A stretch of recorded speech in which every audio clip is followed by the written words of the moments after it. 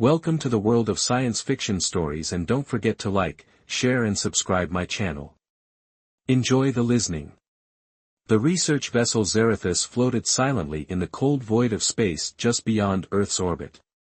Inside, a group of alien women scientists, nobles, and warriors of the Velcaran Dominion gathered around a massive holographic display. They watched scenes of human life unfold before them, their expressions ranging from amusement to outright mockery. "Look at them," scoffed Sailor, a tall, silver-skinned Velcaran scientist with piercing violet eyes. "They struggle with disease, war, and even their own weak biology. They call themselves intelligent, yet they barely grasp the foundations of the universe." Beside her, Tana, a warrior of the Dominion, crossed her arms and smirked. "Their males are especially pathetic, small, fragile, short-lived. I doubt a single one could last a day on Velcar's battlefields." Laughter rippled through the group. The Velcarans prided themselves on their superior strength, intelligence, and long lifespan. To them, humans were nothing more than an amusing primitive species struggling for survival. Yet despite their mockery, the Velcaran scientists had been studying Earth for years. They had a problem, a serious one. Their race was facing a slow but undeniable decline. Their advanced technology had allowed them to prolong life, but it had also weakened their ability to reproduce. Each generation saw fewer births, and even when children were born, they were weaker than their ancestors. The Dominion's rulers had ordered a solution to be found, and genetic scientists had been tasked with researching possible answers. That was why Earth was under observation, but no one truly expected anything useful from humans. Dr. Lee Sarah, one of the lead genetic researchers, tapped a glowing control panel, pulling up detailed scans of human DNA. "Still," she said thoughtfully, "their adaptability is unusual. Unlike us, their genetics are chaotic, constantly mutating. They evolve rapidly to survive." "Survive?" Sailor scoffed. "Barely. They are weak. Their species would have been wiped out long ago if not for sheer luck." Tiana grinned. "Perhaps we should test them. Take one of their males and see how long he lasts in a real challenge." The idea was met with more laughter. The very thought of using a human male in any form of experiment seemed ridiculous. Then Lazar's expression turned calculating. "Actually, that is not a terrible idea." The laughter faded as the group looked at her in surprise. "You're serious?" Sailor asked, raising an eyebrow. Lizera nodded. "If we are to prove human inferiority, we must have evidence. The Dominion values results, not opinions. What if we test their biology in a controlled environment? If they fail, we confirm what we already know." She paused, then added, "But if there is something unique about them, something useful, we will be the ones to discover it first." For a moment, silence filled the chamber. Then, slowly, nods of agreement followed. "Fine," Tyron said. "But who will we take? One of their so-called warriors? A scientist? A leader?" Lizera smirked. "No, we take an ordinary human, a male who represents the average of their kind." A new hologram appeared before them, a randomly selected human from Earth's outer colonies. His name was Daniel, a simple man, a mechanic, a nobody. The Velcarans grinned, already certain of the outcome. Their laughter echoed through the ship, filled with amusement at the foolishness of Earth and its people. They did not know that the joke was about to be on them. Daniel had no idea what was happening. One moment he was fixing a damaged thruster on a cargo ship near Jupiter, and the next a bright light surrounded him. Before he could react, his body felt weightless, like he was falling through an invisible tunnel. Then darkness. When he opened his eyes, he was lying on a smooth metallic table in a dimly lit room. Strange symbols glowed on the walls, and the air smelled different, clean but artificial. His heart pounded as he sat up. He wasn't on his ship anymore. "Where am I?" he muttered.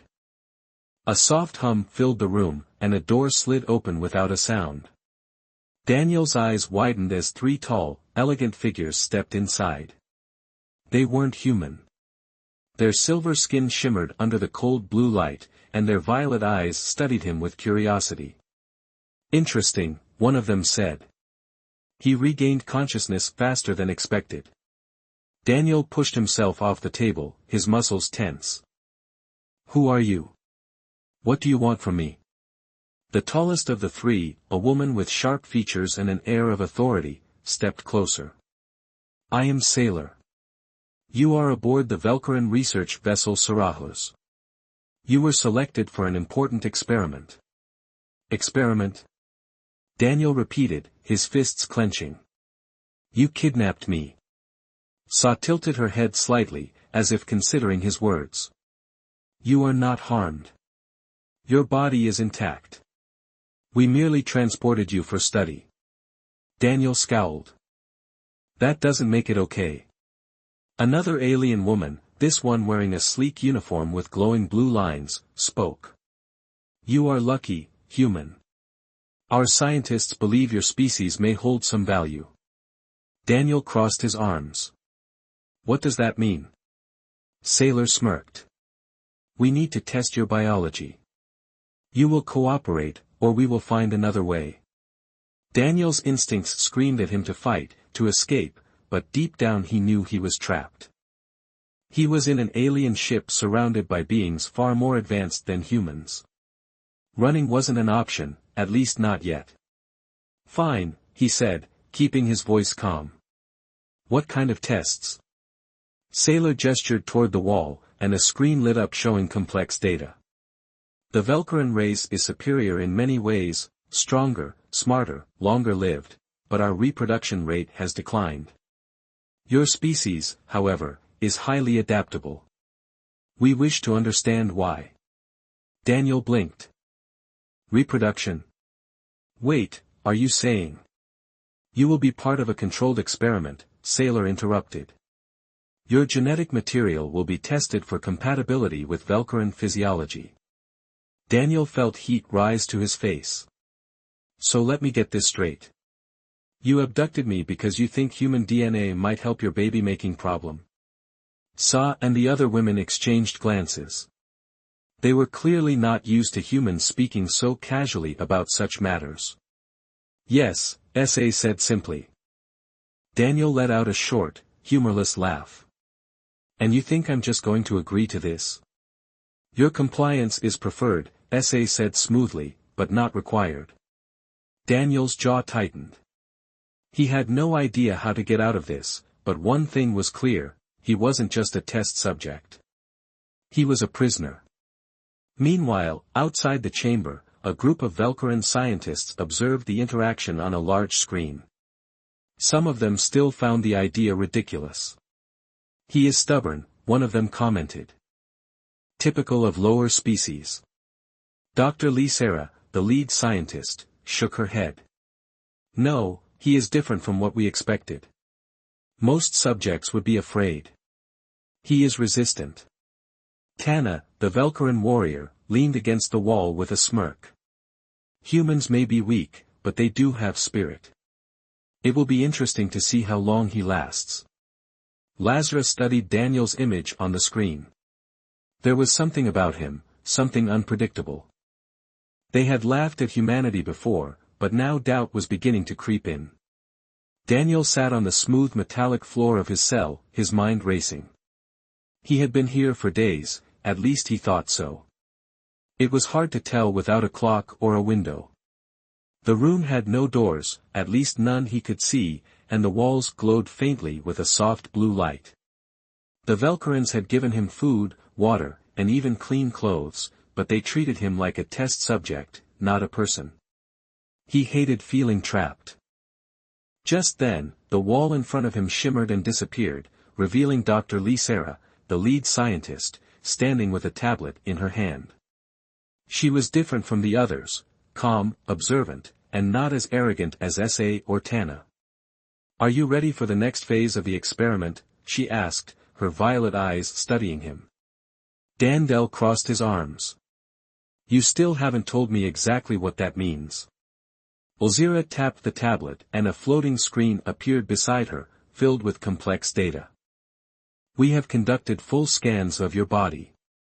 Your cellular structure is more adaptable than ours, your immune system is faster, your regeneration stronger, and your genetic material shows unexpected compatibility with Velcaran biology.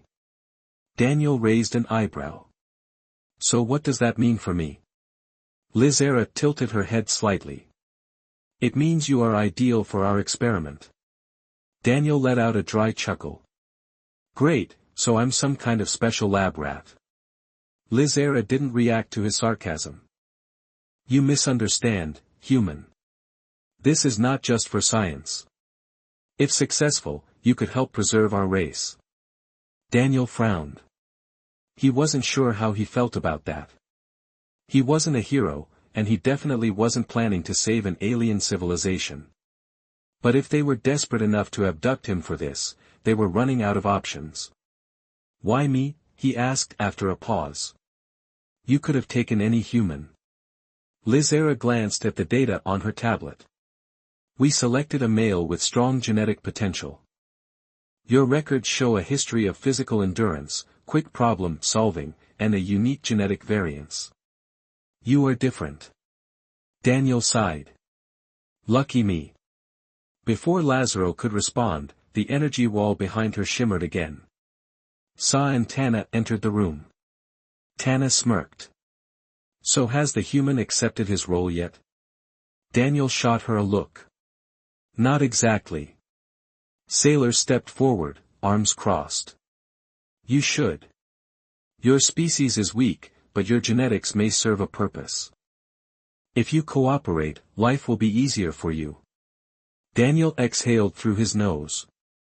He hated the way they spoke, like he was some disposable tool. Let me get this straight, he said, standing up. You insult humans, call us weak, laugh at us, then decide you need me? That's not how this works. Sailor's expression darkened. You do not have a choice. Maybe not, Daniel admitted, but if I am so important, you need me more than I need you. That means I do have some power here. The room went silent. Tyron looked surprised. Sarah looked mildly impressed. Sailor's face twitched with annoyance. Bold words for a prisoner, Tran said, amused. Daniel shrugged. I'm just saying, if you need my help, maybe try asking instead of ordering me around. Sailor's jaw tightened. For the first time, the aliens saw him not as an experiment but as someone they couldn't fully control. Elzira broke the silence. Perhaps we should reconsider our approach. Tyron scoffed but said nothing. Sa, after a long pause, sighed. Fine. We will ask. Will you cooperate, human? Daniel folded his arms. Depends. What's in it for me? Elzira smirked ever so slightly. You may have just changed your fate, Daniel. For the first time since his capture, Daniel felt like he had taken the first step toward turning the situation in his favor. And the Velcarans had no idea what they had just started. Daniel stood in the center of a bright, sterile room, arms crossed as he watched the alien scientists move around him. Their machines hummed, their glowing screens filled with symbols he couldn't understand. The Velcarans had stopped treating him like a mindless test subject, at least for now. Instead of forcing him into experiments, they were now asking for his cooperation. Still, he didn't trust them. Dr. Lazarus stood at a console, analyzing streams of data. Nearby, S.A. observed him with her usual skeptical expression, while Tana leaned against the wall, looking both bored and amused. You remain surprisingly calm, human, Sailor remarked. Most species would panic in your situation. Daniel smirked. What's the point of panicking? I can't change the fact that I'm here, but I can make sure you don't treat me like some lab rat. Tana chuckled. You are amusing. I almost wish you were a warrior. Daniel rolled his eyes. Yeah, well, I fix ships, not fight wars. Lazara interrupted, her violet eyes fixed on the data before her. Something unexpected is happening. Sa frowned. Explain. Lazar hesitated, then turned toward Daniel. Your genetic material has already begun influencing our biology. We expected compatibility, but the reaction is far stronger than anticipated. Daniel blinked. And that means? Lizera took a slow breath. It means the experiment was successful. Sailor's eyes widened slightly. Tana pushed off the wall, suddenly interested. Daniel frowned. Wait, you're saying someone's actually... Lizera nodded. Yes. Several of the selected subjects have conceived. Silence filled the room. Even Sailor, who had mocked the idea of human worth, seemed stunned. Tana, usually confident and dismissive, had no words. Daniel ran a hand through his hair. Well, that's not something I expected to hear today. Sailor regained her composure first. This must be a mistake. Lizera shook her head. No mistake. The scans confirm it. The Velcaran body is reacting to human genetics in ways we never thought possible. The offspring are growing at an accelerated rate, showing signs of superior adaptability. Tyron let out a slow whistle. So the weak little human is actually stronger than we thought. Daniel sighed. You really have a way of making a guy feel special, you know that? Lizera ignored the sarcasm. This changes everything. The Dominion's leadership will have to be informed. If human DNA can restore our reproductive strength, the entire balance of power in the galaxy could shift. Sa, however, looked troubled. Or it could create a crisis. The ruling council will not accept this easily. They will see it as a threat to our purity. Tana smirked. Or an opportunity. Daniel exhaled, rubbing his forehead. He had come a long way from fixing broken thrusters on cargo ships. Now, somehow, he had become the key to an alien race's future. So what happens next? He asked. Lizer's expression turned serious. We prepare for what is coming, because when the Dominion finds out, they will react, and not all of them will see this as a good thing. For the first time, Daniel realized he wasn't just a prisoner or an experiment. He was now part of something far bigger than himself. Daniel sat on the edge of the examination table, his mind still struggling to process what he had just heard. The Velcaran scientists had confirmed it. Human DNA had done the impossible. Their so-called superior race, which had mocked Earth and its people, now relied on him to survive. He wasn't sure if he should feel proud, confused, or terrified. Across the room, Sailor paced, her arms crossed, her face a mask of cold calculation. Tana leaned against the wall, still smirking, while Lizera was busy tapping at a glowing console, analyzing the data again and again. Okay, Daniel finally said, breaking the heavy silence. So what now? Lizera didn't look up from her screen. Now we prepare. For what? Sail stopped pacing and turned toward him. For war. Daniel frowned. War. I thought this was a good thing for your people. It is, Lizera admitted, but not everyone will see it that way. Trana chuckled.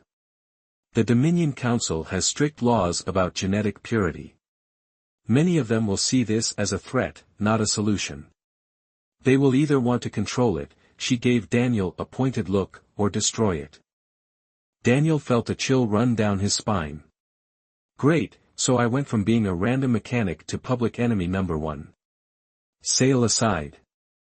More like the most valuable person in the galaxy, which is even worse. Lara nodded. The ruling elite will not allow this discovery to remain hidden for long. Once they learn that human DNA is the key to restoring Velcar and fertility, they will take action. Some will want to capture you, others will want to erase you. Daniel let out a slow breath. So either I end up in a lab forever, or I don't end up anywhere at all. Tana smirked. Not if we play this right. Daniel raised an eyebrow.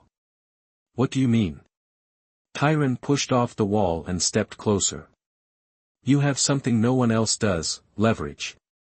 You are the only known human with this genetic compatibility. That makes you important, not just to the scientists, but to the entire future of our species. Sa, despite her clear dislike for the situation, gave a slow nod. As much as I hate to admit it, she's right. If the Council sees you as too valuable to eliminate, they will have no choice but to negotiate. Daniel rubbed his temples. So what? I become some kind of ambassador between humans and Valkarans. Lizera folded her arms. Perhaps. Or perhaps something even greater. Daniel looked at her wearily. I don't like the sound of that. Lizera gave him a small smile. You may not have a choice. Before Daniel could respond, an alarm suddenly blared through the ship. The walls pulsed red with warning lights, and a voice echoed through the intercom in a language he didn't understand. Sailor's face darkened. They're here. Daniel jumped to his feet. Who? Tyron's smirk disappeared. The Dominion's enforcers. The Council must have found out. Lazarus tapped a control panel, bringing up a holographic display. Several large warships were approaching fast, Valkyran ships, sleek and deadly, their weapons already charging. Daniel swallowed hard. I'm guessing they're not here for a friendly chat. Sailor shook her head. No, they're here to end this before it spreads. Tana cracked her knuckles. Good. I was getting bored anyway. Daniel took a deep breath. One thing was clear, his life would never be the same again, and if he wanted to survive, he had to start thinking fast. Red warning lights flashed across the Valkyran research ship, and the deep hum of battle alarms echoed through the metallic corridors. Daniel could feel the tension in the air. The Dominion's enforcers had arrived, and they weren't here for peaceful negotiations. Sailor moved quickly, her sharp eyes scanning the incoming fleet on the holographic display. They have 6 warships. We are outnumbered and outgunned. Tirana grinned, stretching her arms like she was warming up for a fight. That just makes things more interesting. Daniel, on the other hand, wasn't feeling as excited. So what's the plan? Because I'm guessing sit here and hope they go away isn't going to work. Lizera tapped on her console, her violet eyes focused. We have 2 choices. We can surrender and hope the Dominion allows us to explain our research, or... Tana smirked. We run. Daniel frowned. And if we don't? Sailor's expression turned cold. They will destroy this ship and erase all evidence of what we've discovered, including you. Daniel exhaled. All right, running sounds good.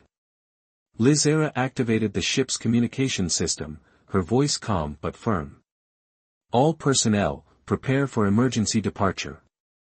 Engage the cloaking field and begin evasive maneuvers. The ship trembled as its engines roared to life. Through the holographic display, Daniel watched as the Valkyr vessel turned sharply, darting away from the incoming warships.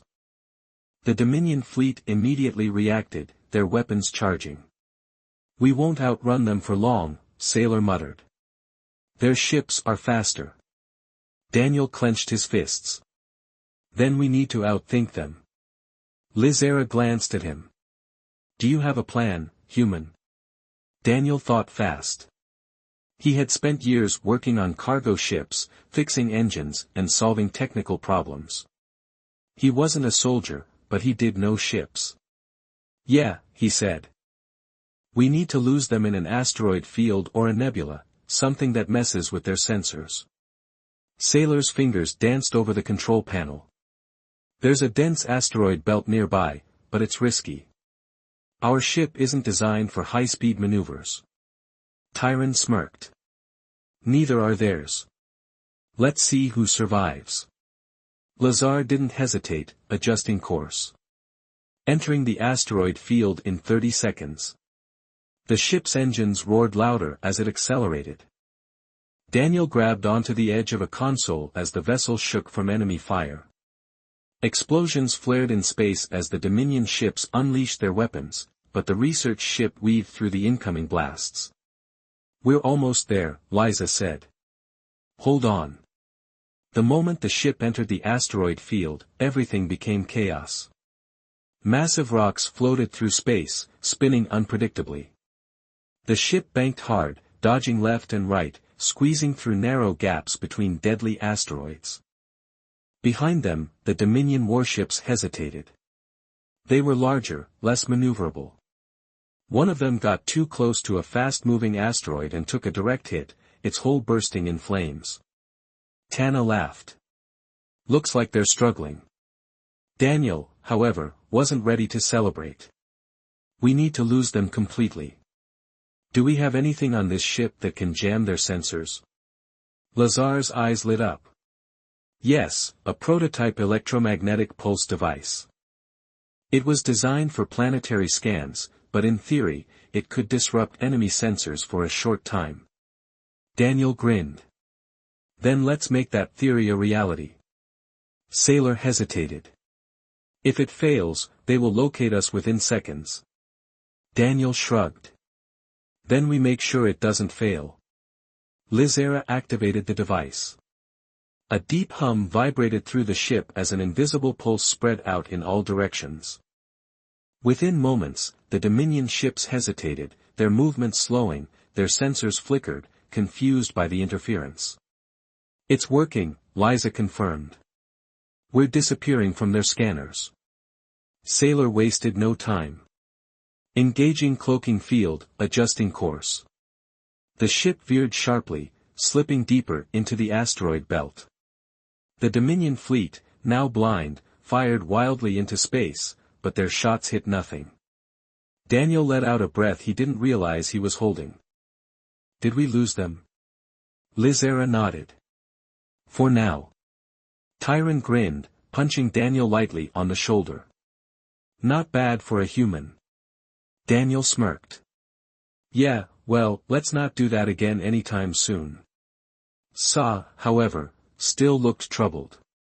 "This is only the beginning. The Dominion will not stop hunting us, and now we have to decide what comes next." Daniel looked at the three Velcaran women, realizing that he was no longer just a captive or an experiment. He was now part of something much bigger, and the galaxy was about to change forever. The research ship drifted in the shadow of a massive asteroid, hidden from the Dominion fleet sensors. The crew remained silent, listening for any signs that their enemies were still searching. The tension was thick, but after several long minutes, Ozora finally spoke. "They're moving away. We're safe for now." Daniel let out a slow breath. "Good. Now what?"